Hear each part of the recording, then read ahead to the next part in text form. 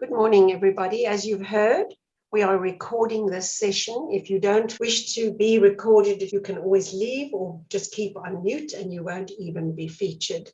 Retina South Africa would like to welcome you to Living with the Aging Eye, What You Need to Know. And it is my absolute pleasure to welcome you all here. My name is Claudette Medicant, and I'm the Head of Science and Patient Services at Retina South Africa, which is the only NPO dedicated to helping people with retinal vision loss. And we need all your support to do that.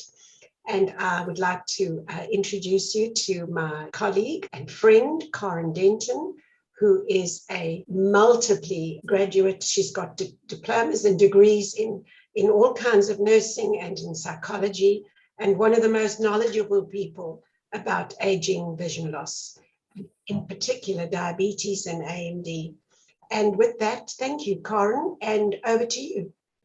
Thank you, Claudette. It is always a pleasure to be chatting to this group. And just to remind you that I do also represent the Low Vision Centre of Learning. And Claudette and I work very, very closely together in both education and advocacy for people with visual problems throughout the country. Now, I'm going to start by just explaining a few terms that tend to confuse people every now and then, especially when you go to the optometrist and they say, can you see this? So let's just have a look at what the different terms mean. So visual perception is just an overall term. It means that you can interpret the surroundings all around you using light in the visible spectrum. It's reflected onto an object and back into your eye, onto the retina, then goes to the brain, and we'll have a look in more detail just now, and you see that as the picture in front of you. But the next term that we need to know about is visual acuity. In other words, can you see something does not mean how well you can see it. So visual acuity actually means how clearly you can see. And if you look at this picture of the cheetah, the previous one is just, yes, everybody can see this picture of the cheetah, but your acuity will explain how well you can actually see it. If we look at a cross-section of the eye with the lens in the front that bends the light to go onto the retina at the back, specifically onto the macula is where the focal point is, you'll find that light comes into the front of the eye through the lens, goes back onto, as I said, in this case, the macula, onto the retina. And the retina has these little photoreceptors that are able to transform that light into a chemical message that then goes into the brain. The retina is very like a very complex little sandwich, although it's very, very fine, like a piece of cellophane. But the multiple layers in the retina are quite incredible. And if you look at the processes as the light goes through each and every one of those little layers in the retina, the changes that occur are essential for sight. And I want to point out that if you all close your eyes now and then open them, you'll see how quickly that entire process happens. The light strikes the image outside, comes into your eye, it goes through all the layers of the retina, changed into chemical signals. And those little impulses then just go all along the nerve into the different areas of the brain to be interpreted as sight. And this is always, to me, an absolutely amazing, miraculous process.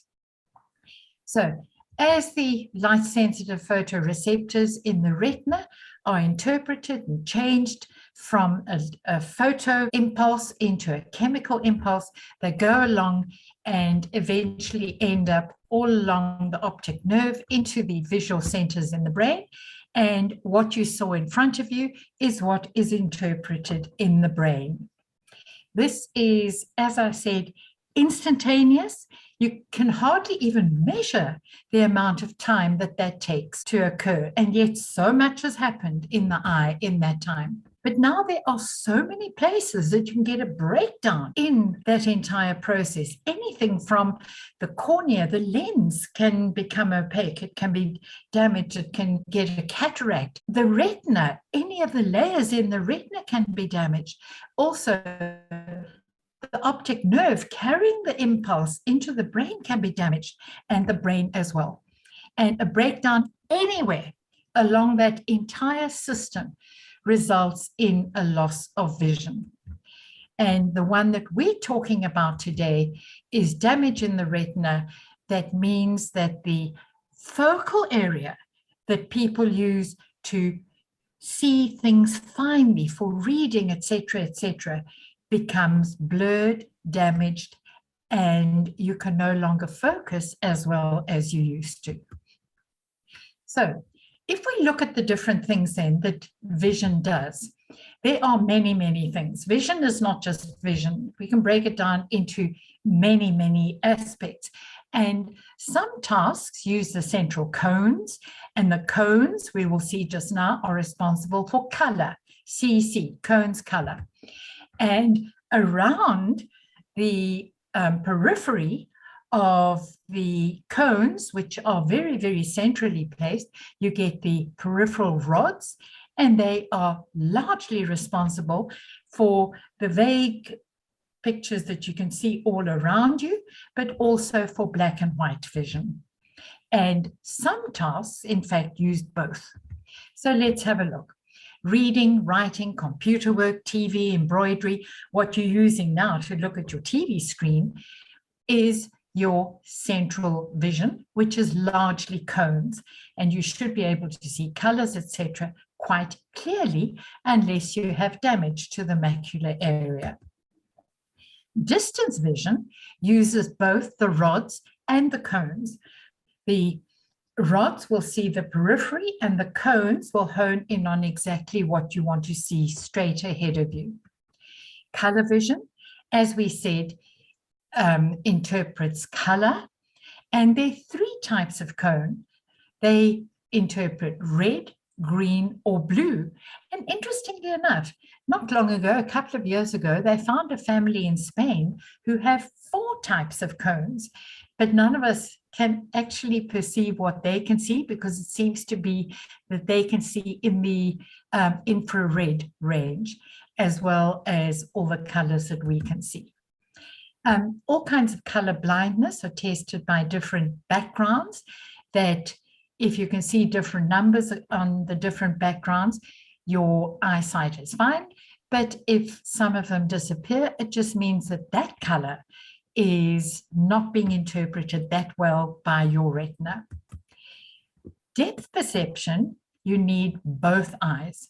For something like driving or working or doing anything, you actually need both eyes. You need the binocular vision that pick up slightly differing images, superimpose them, and then you can see what lies behind. So you always need both. And contrast vision, you need both rods and cones. And as you can see there, if there isn't too much contrast, you really can't see what's going on all that well.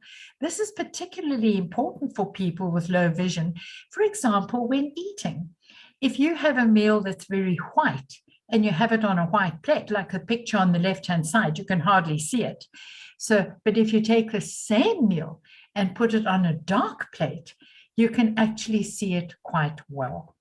So that's just a little tip for people who work with people who are visually impaired, or if you are finding difficulty in seeing what you eat and things around the kitchen, around your home. Always make sure that there is contrast wherever you are.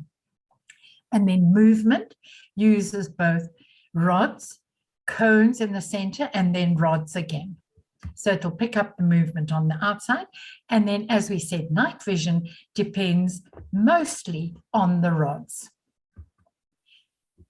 When we test vision, we are actually usually looking at visual acuity. In other words, how well do you see? How well can you see the detail, as in this picture, as opposed to the overall picture that you see here? So can you hone in on those little details? How good is your acuity? And to do this, your optometrist will use one of the different charts, like a Snellen chart, or in these days they tend to use more the DRS chart. And the one thing I will say to you is don't try and bluff your way through this. I have sat in someone's rooms before, just across, and when the optometrist was called out, the woman jumped up, ran up to the chart and quickly tried to memorize the next 2 or 3 lines so that when the optometrist came back, she was then able to read KDNRO, ZKCSV. And the optometrist said, oh, that's much better than I actually thought. And just remember, it's not a pass mark, because if the optometrist then prescribes glasses for you and they don't work, it's because you have not given the accurate information. So always say exactly when you can no longer see. Say, okay, I can no longer see that line and it's very unclear. Now let's look at the commonest causes of vision loss, because there are many, but we're going to look at the commonest, and the most common is refractive error. And this is what you go to the optometrist for glasses for. And they will get you different glasses with different strengths just to get you focusing properly again. Second most common is cataracts. And there are different types of cataracts. You know, there are the senile or age-related ones, as well as the diabetic cataracts, which are very, very different. Glaucoma is very common. And the one that we're going to concentrate on today is age-related macular degeneration and retinitis pigmentosa. And then last but certainly not least, because it affects so many people, is diabetic retinopathy, damage to the eye from diabetes. But today we're going to concentrate on age-related macular degeneration. This is a leading cause of irreversible visual loss in the westernized world. And we know that there are more than 200 million people worldwide with AMD, with more than 11 million in the USA, with a prevalence which increases with age, and the overall prevalence increases all the time. Now, the name AMD is very descriptive because it is a group of eye conditions that affect the central part of the retina, the macula, and it is age-related. So the older you get, the greater the risk. So it is age-related macular degeneration. In other words, the macula is damaged. And one of the earliest signs of this are little deposits called drusen. Now, drusen can tell us that a person has or is developing macular degeneration years before the person actually picks it up themselves. And this is why, if you're over the age of 40, you should have an ophthalmologist check your eye every year. And if you go to an optometrist, it must be one who has a retinal camera, who can take that photograph and see if there are drusen in the back of the eye, in the retina, because they will tell us if there is a problem developing.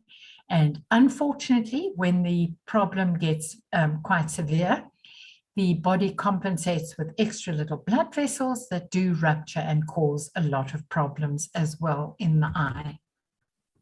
We know that there is a genetic link to this, and therefore, if you have family members and you have macular degeneration, or anyone in your family has macular degeneration, make sure that your family members are checked annually over the age of 40. So what happens is these genetic mutations produce toxic proteins in the retina. And these proteins cause death of retinal cells and the central vision loss and the formation of those drusen that we mentioned earlier, those little spots. Now, drusen is a German word meaning pebbles, so they look like little pebbles lying around in the retina. Now, who's at risk? The greatest risk factor is age. And in a screening that they did in the States, I think this is about 4 years ago now, they found that 1 in 14 people over the age of 40 had significant signs of macular degeneration already. So we cannot ignore this. Over the age of 40, you have to start being careful. So any of your children over the age of 40, start being careful.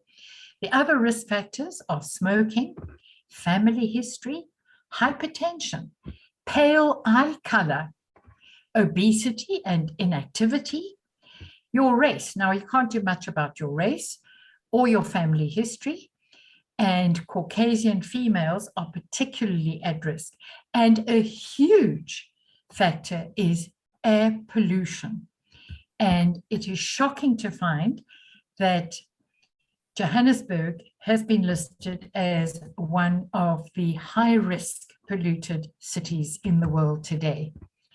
And then just to point out that even the river flowing through the Yixkay, I picked up this headline not long ago, where they said the Yixkay is not a sewer, it is a river. But when you look at it, it's sometimes hard to believe. And one of the examples of a typical person who can and will get macular degeneration is Dame Judi Dench, who has become a poster girl for macular degeneration. People who at possible risk as well, and this is stuff that can add to your original risk, is overexposure to sunlight.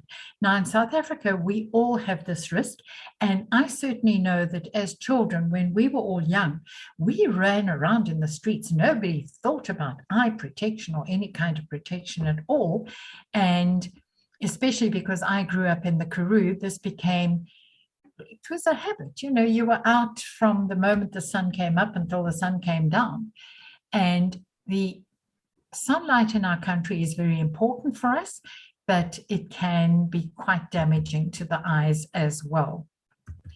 So the vitamin D from the sunlight is what we need, but by blocking out all of that vitamin D, we put our eyes at risk as well. So you do need some vitamin D. So go into the sun whenever your shadow is longer than you are, because then you are safe from the harmful effects on the skin of the sun. So as long as your shadow is longer than you, you are okay to go out. After that, you must put on sunscreen. Then dietary factors.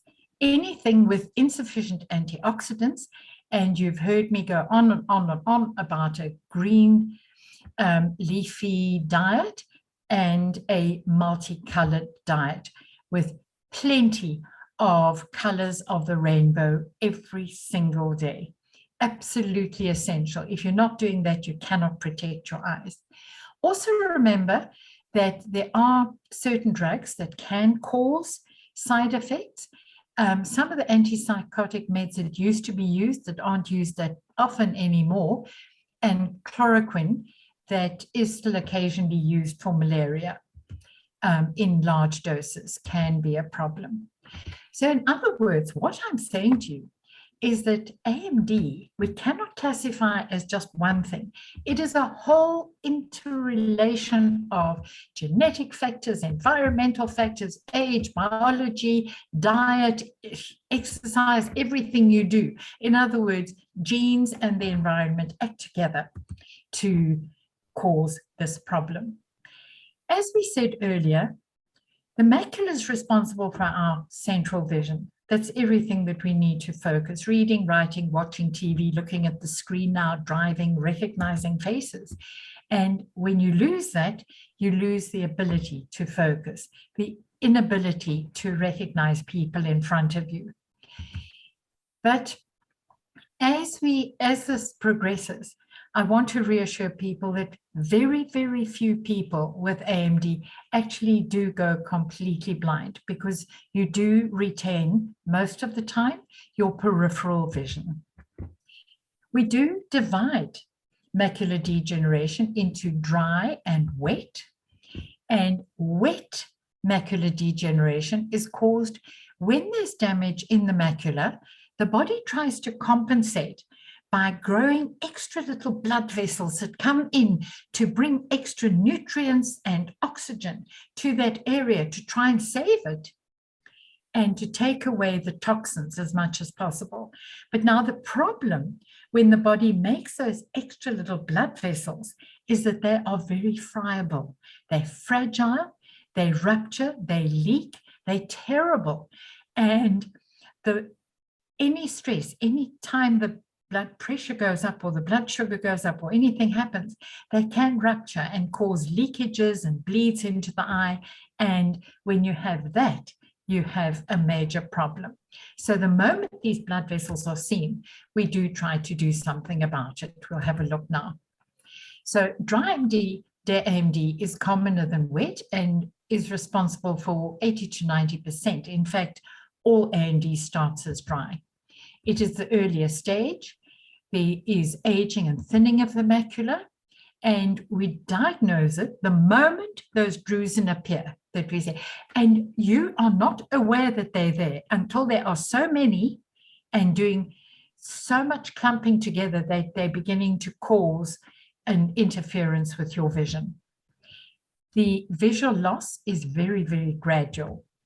And dry AMD can become geographic atrophy, which is just an advanced form of this that we will talk about at a later stage this year. Wet AMD, as we said, it is the formation of those new vessels that are trying to save the retina, but in doing so cause a lot of damage. As we said, this is asymptomatic for many years, and I cannot overstress the importance of seeing that ophthalmologist regularly. It is slow, it is painless, and you start getting the shadowy areas in the central vision, and people blink and think there's something wrong with my glasses, or they try and wipe their eyes clean. Or you can have fuzzy vision or distorted vision. You also have increased glare sensitivity, where looking into the light really, really, really bothers you. You have decreased color perception, so that you see a picture like that instead of with color. And especially muted colors, as we have here, tend to blanch out very quickly. And if we look at normal vision versus macular degeneration, you'll see that the peripheral vision is largely unaffected. So if this person wants to focus on those two dogs, they would need to just look slightly to the left, the right, or up or down to be able to see the dogs. And as I said earlier, blindness is rare. Now, the diagnosis, the healthcare professional starts with a full history.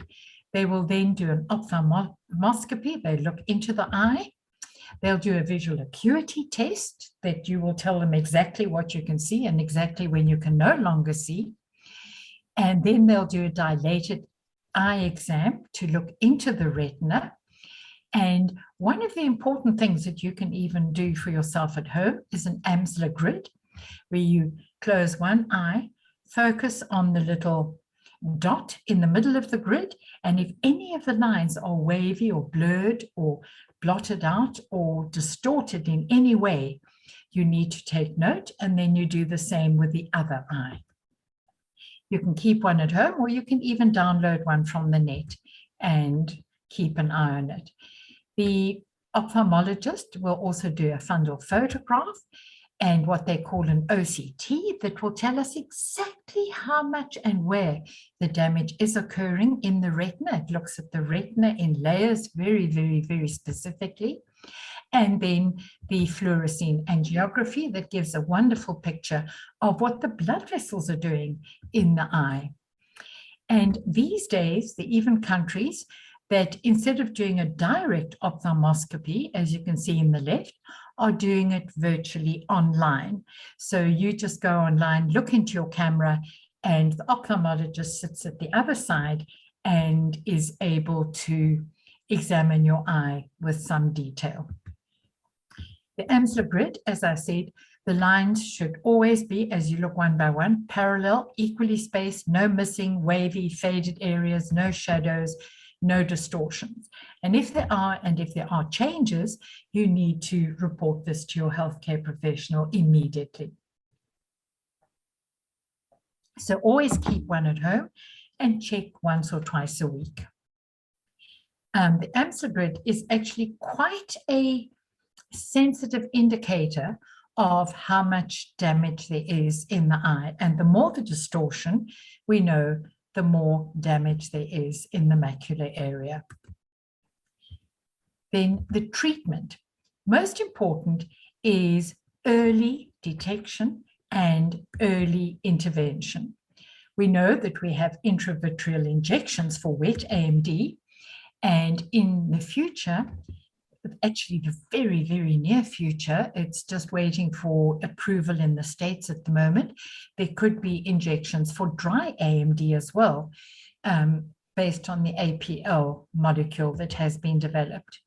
You also need long-term follow-up, lots of counseling support. You need the whole team there, including the ophthalmologist, the optometrist, the psychologist, orientation mobility specialists. As soon as things start going wrong, they teach you how to adapt as time passes, the occupational therapy as well. And of course, Retina South Africa is always there for you, dealing with different aspects from education, advocacy, counseling, social work, mediation, etc. And then part of your treatment is always lifestyle. Lifestyle is incredibly important because, as we've said, every aspect of what you do every single day impacts your entire system. And because your eyes are so sensitive and you only have those two, you need to look after them every single day, because you don't want macular degeneration and wet macular degeneration to disrupt, disturb, and take away your eyesight. As we said, the treatment for macular degeneration, we do have treatments available in this country today. We have 3 licensed products and 1 that is off-label. Now, most practices, most areas will always start with the product that is off-label because it is very, very cost effective. And if it works, and if it works for you, fantastic. That is wonderful. Continue. But remember, people are very, very individual, and no two people react the same way to 2 or 1 or different products. Everyone reacts differently to everything. I mean, you know, when you go out and you eat, everybody likes different food. So your food choices are different. Everything is different.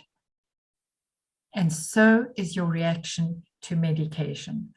So if the product that the doctor starts with does not work for you, they need to change to one of the others. There is no point giving you that injection if it is not working for you. And in this country, it is actually part of our constitution that you have a right to the alternative. And Retina South Africa is doing everything in our power to ensure that for everyone in the country at the moment.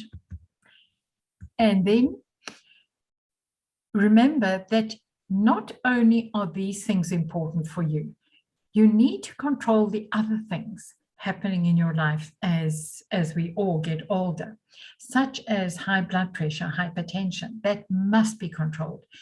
Coronary and vascular disease needs to be controlled. If you go onto statins, in other words, cholesterol lowering agents, you must take them judiciously. If you have diabetes, you must make sure that you are testing your blood sugar regularly. And by regularly, someone told me the other day they test regularly at least once a month. And even once a day is insufficient. If you're testing once a day, it needs to be at a different time each day, because we need to have a picture of what your blood sugar is doing throughout the day to keep you safe. Because if you're testing at just one specific time every day and your sugar's okay, it doesn't mean that it's okay all the time.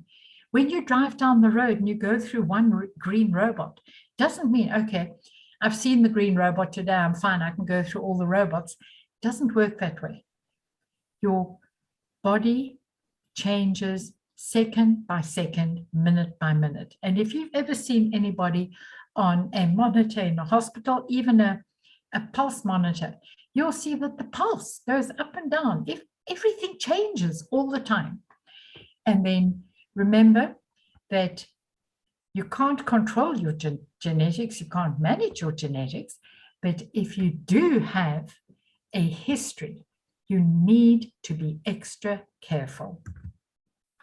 Then, if we look at other things, make sure no smoking. Moenie rook nie. That is so, so, so important. Alcohol is not forbidden at all, but the amount and what you have is very, very important. You can have 1 can of regular beer. You can have 1 glass of a malt liquor, or 5 fluid ounces of a wine, or a shot of one of the distilled spirits, like whiskey, brandy, etc. Very, very, very important, and we will look at this again just now, are products that contain lutein and zeaxanthin and omega-3 fatty acids. Very, very important for AMD. And watch that shape. And as we keep saying, and as we've said before, and as I'm sure you will hear us say another 100 times, the moment your middle starts to be thicker than your hips, be careful. Start looking after that waistline. Keep it slim and trim. Don't let that middle edge spread get the better of you. You need to be better than your middle edge spread.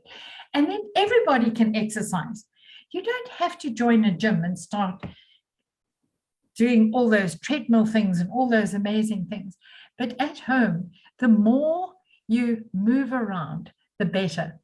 And I read an interesting article quite a while ago now that people who fidget actually burn a significant amount of calories compared with people who just sit there like a potato. People who sit and jiggle and fidget and change position and you know what I mean, the kind of person who just can't sit still is the kind of person who actually burns quite a lot of calories without even realizing it.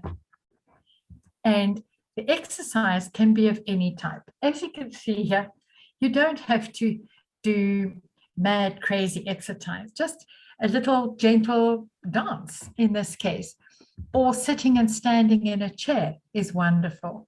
And then, as we said earlier, if you can start, and this was from one of the physician journals that I picked up, they are advising people to eat the rainbow. As we said earlier, eat from every color of the rainbow every single day. And in our country, we're very lucky to have access to all this different types of fruits and vegetables. We need to really make use of them, because every single color gives us something essential and different to protect our health, and particularly our eyes. And with eyes, most important are those green leafy vegetables, always.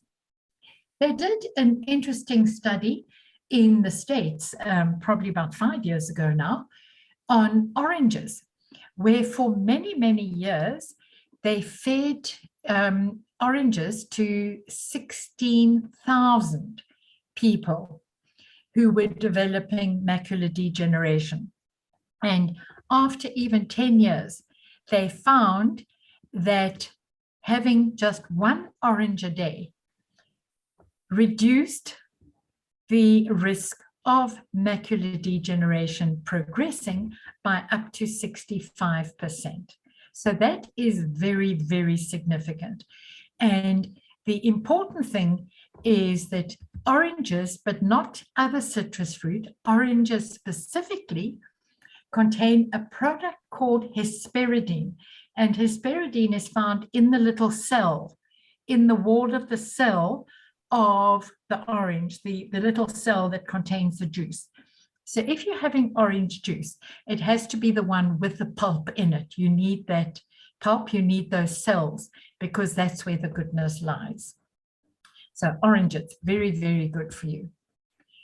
Other things that you need to be aware of is that there are low vision aids the moment your vision starts to decline or be affected, and you need to consult an OT or an orientation mobility specialist to help you to choose what is appropriate for you.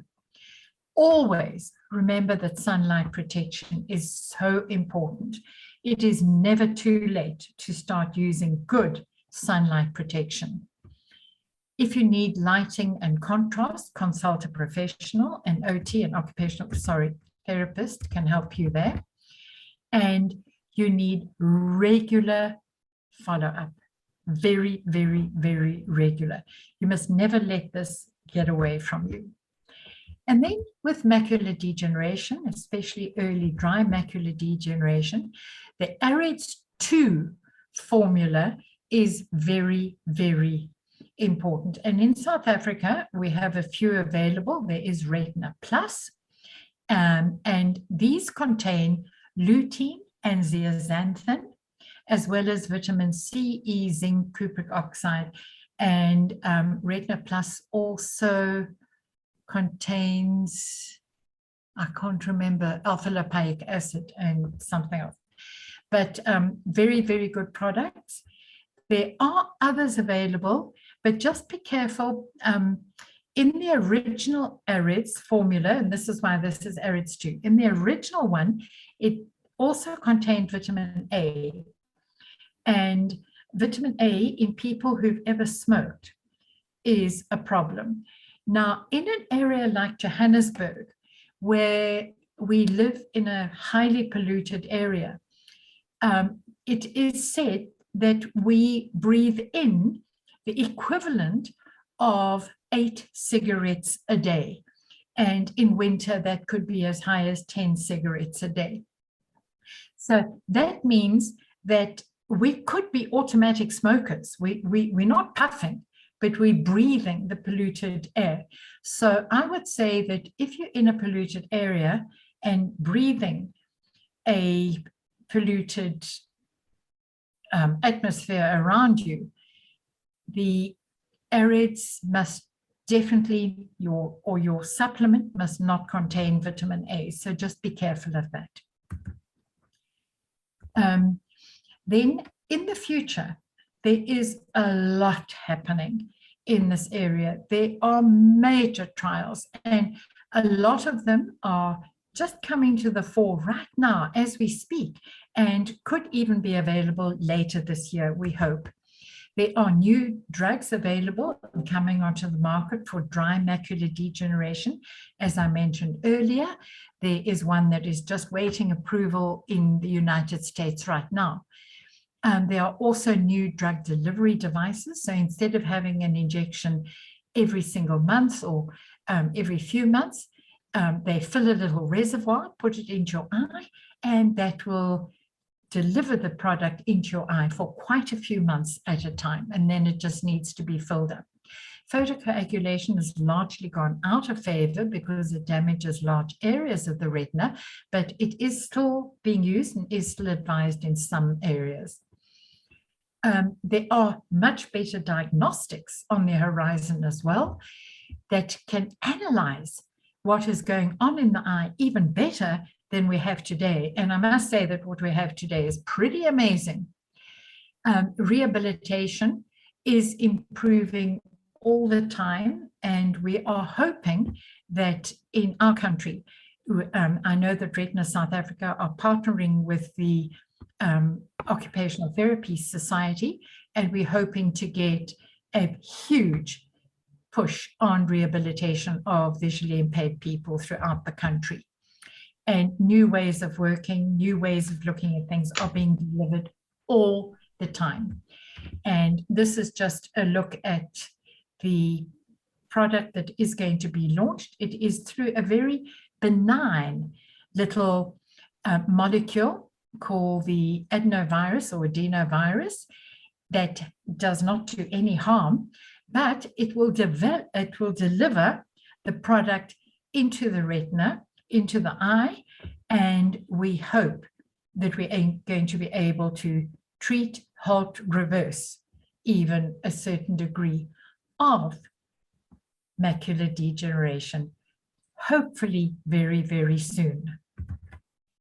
Thank you very much. And as we end, I just want to remind you that as many people as possible, even if you don't have a retinal condition, you can join as a friend of Retina South Africa, because we are really active in all kinds of areas. I mentioned earlier about the teaching that we do, like now, we're doing right now, the consulting, the rehabilitation, the counseling, and advocacy and lobbying that people throughout the country get equitable and fair treatment, everybody. It is interesting to note that of all disabilities in South Africa, visual disabilities are the commonest.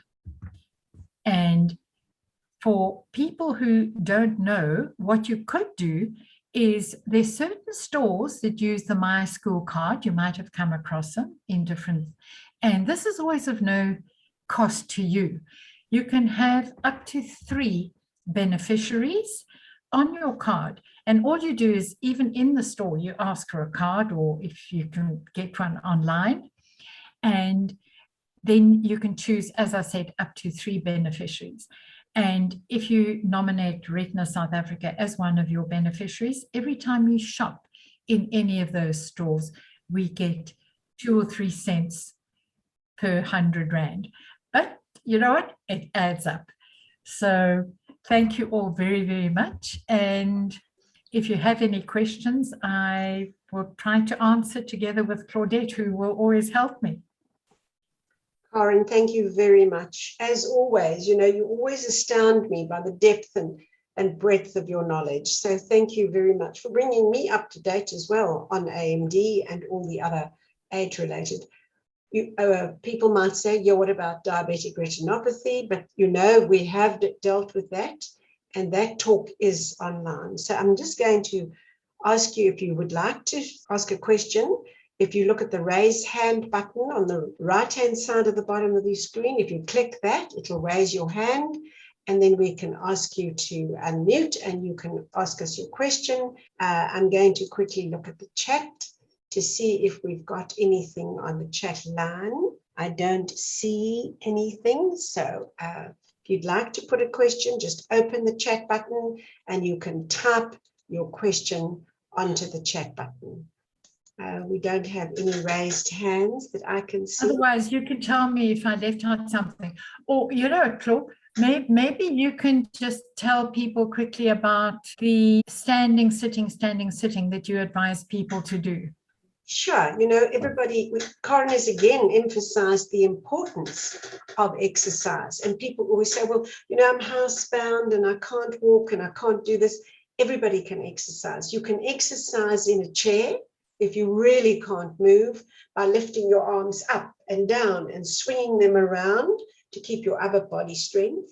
Or you can lift your knees as high as you can, as if you're walking in your chair, and do as much movement of your major muscles as possible. If you can, however, get out of your chair, make sure that you're on a sturdy chair, and even using your hands, you can hold onto the arms of the chair, push yourself into a standing position, and then sit down. Stand up, sit down, stand up, sit down. You will start very slowly, perhaps in the beginning, and that's fine. But as you get more strong and more confident, you'll be able to do it faster. And then what you want to do is increase the number of repetitions till you're doing 30, quite briskly. And then you rest in your chair for 15 seconds.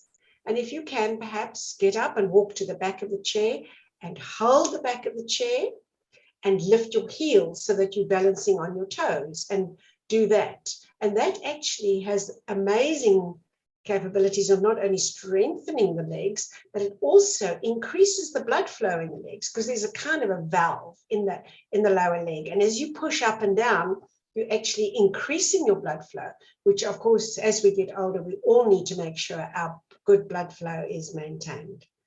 Then you can perhaps also, holding on the back of the chair, swing your outside leg up back and forth or side to side a couple of times. And then, of course, if you're really capable of it, holding again on the back of the chair, you can start by quietly just walking on the spot. And again, as you get stronger and more confident, you lift those knees higher and higher. So you're marching on the spot. And who knows, you might even progress to jogging on the spot.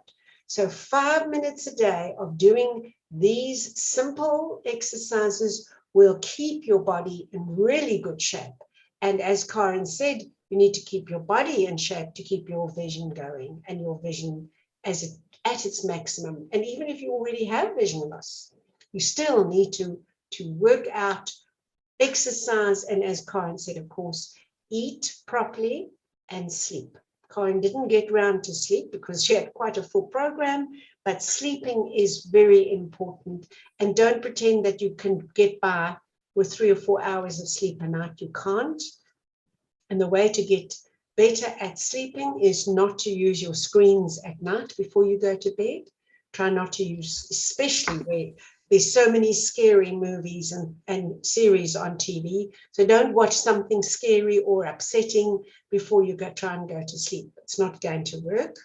And please, if you have to watch a little bit of screen time, watch something like calm or mindfulness videos, and that would be great to do that.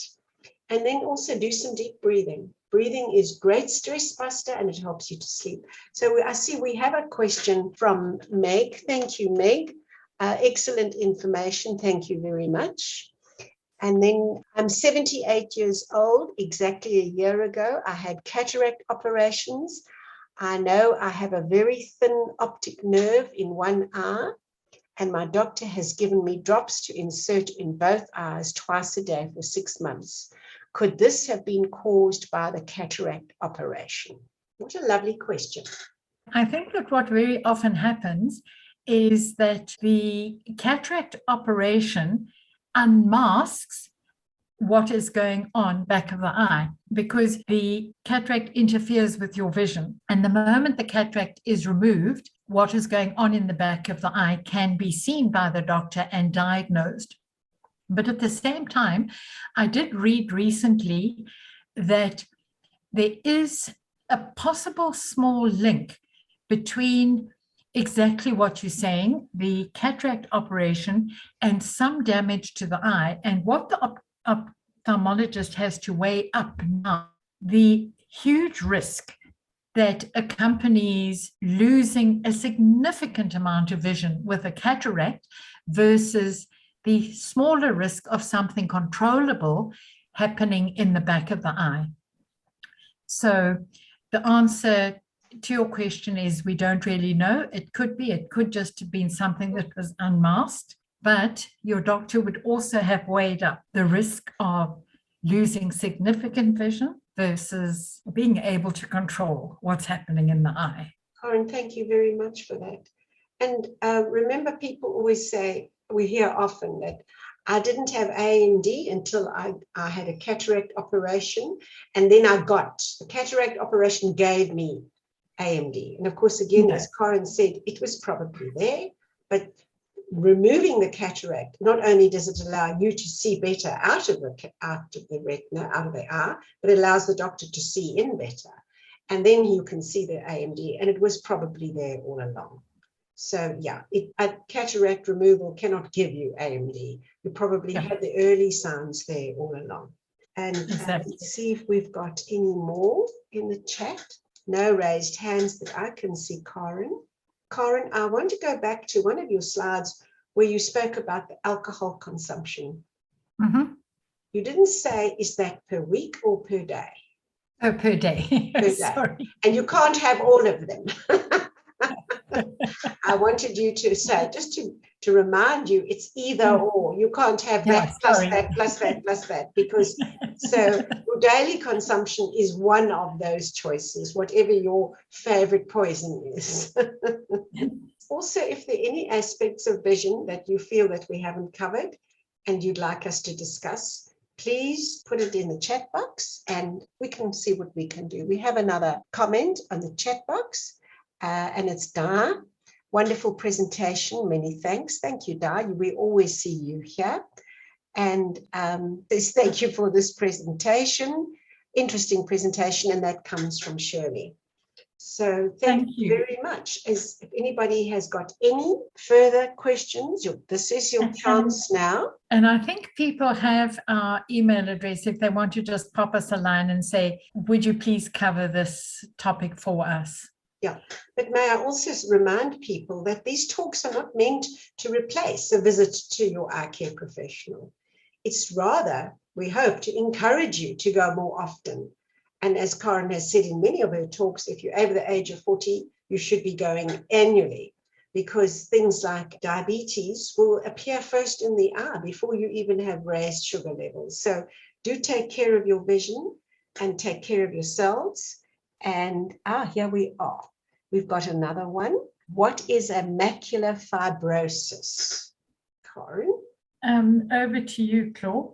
A macular fibrosis is not a term that I've actually heard in conjunction with a retinal condition. It could be. That's why I said over to you. Well, I haven't heard of it, and obviously you haven't either. I think that if you're not sure of what your doctor is telling you, please don't lift your bottom out of that chair.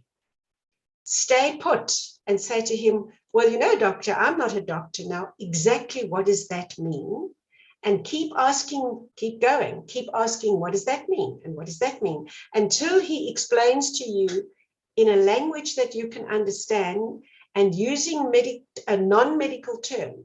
If he says it's an inflammation, or it's a drusen, or it's a deposit of waste material, or it's hemorrhaging, you need to keep sitting in that chair and keep going. In the meantime, I've just looked it up.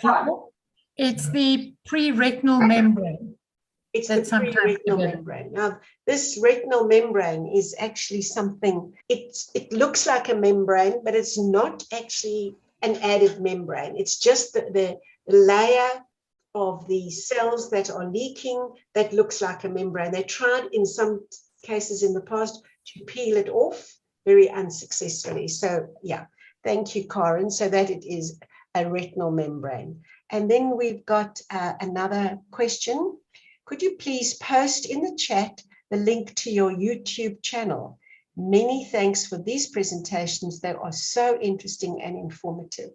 So, okay, I will put into the chat retinasa.org.za, and you go to learn, and then you look for webinars, and you can scroll down and look for all our webinars that we've ever done, which are presented there.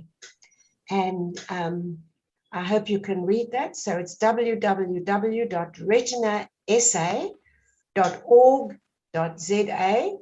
Look for the tab, the blue tab at the top that says Learn, and then go to webinars. And there are also lots of other valuable information on our website about macular degeneration, about looking after your vision, about diet.